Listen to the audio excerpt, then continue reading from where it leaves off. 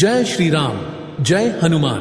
प्रिय भक्तों, आज हम जिस विषय पर चर्चा करने जा रहे हैं वह सिर्फ एक प्रवचन नहीं है। यह हमारे जीवन की दिशा बदलने वाला एक सच्चा अनुभव है। यह एक ऐसी बात है जो आपसे जुड़ी है, मुझसे जुड़ी है, हम सबकी आत्मा से जुड़ी हुई है।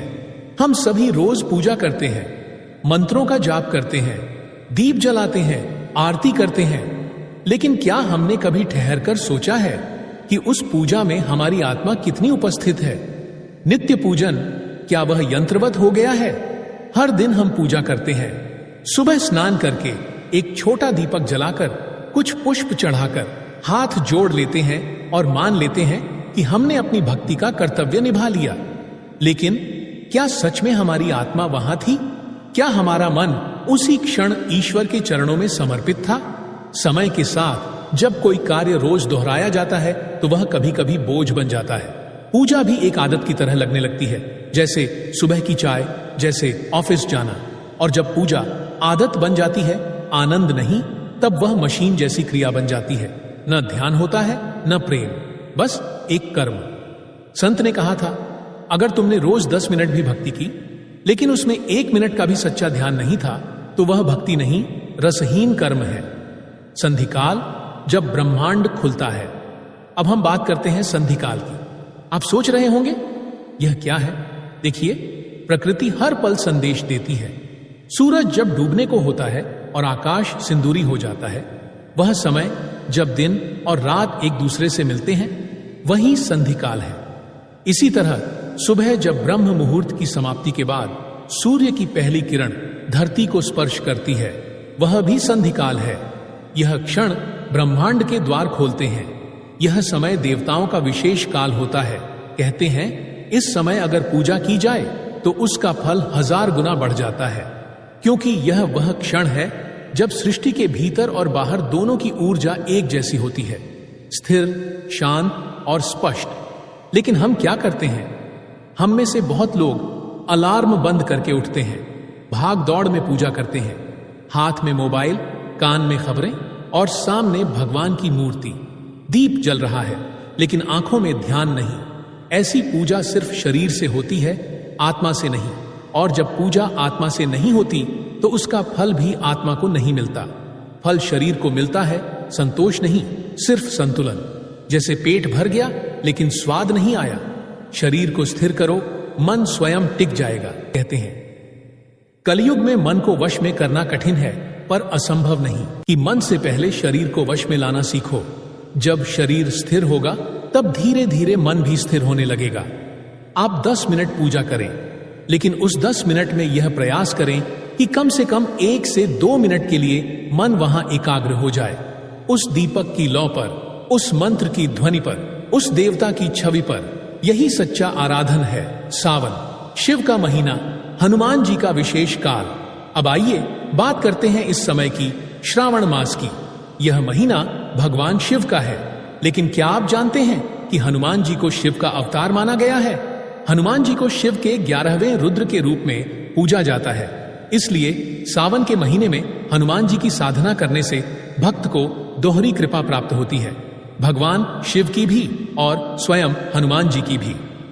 मंगलवार, विशेष उपाय जो जीवन बदल दे।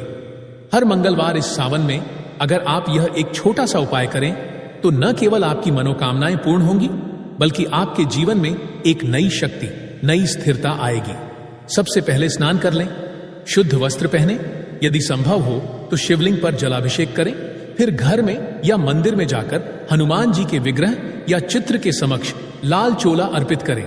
अगर घर में मूर्ति न हो तो मंदिर जाकर चोला, सिंदूर, चमेली का तेल, लाल पुष्प, गुड़ और पान अर्पित करें। हनुमान जी को पान के पत्ते पर गुड़ और जनेऊ चढ़ाएं। फिर बैठकर एक माला इस मंत्र की करें, राम रामेति रमे रामे मनोरमे, सहस्त्र नाम तत्तुल्यम राम नाम वराणने। यह मंत्र भगवान विष्णु ने पार्वती माता को बताया था जब उन्होंने पूछा कि सहस्त्र नामों से क्या बढ़कर कुछ है। तब उन्होंने कहा, राम नाम उन सभी नामों के बराबर है। हनुमान जी के लिए राम नाम सर्वोपरि है और इस मंत्र से वे शीघ्र प्रसन्न होते हैं। मंत्र जाप के बाद एक फूल, एक आशीर्वाद। अब जब आप मंदिर से लौटें तो पंडित जी से विनम्रता से कहें कि हनुमान जी पर चढ़ा हुआ कोई एक फूल आपको दे दें।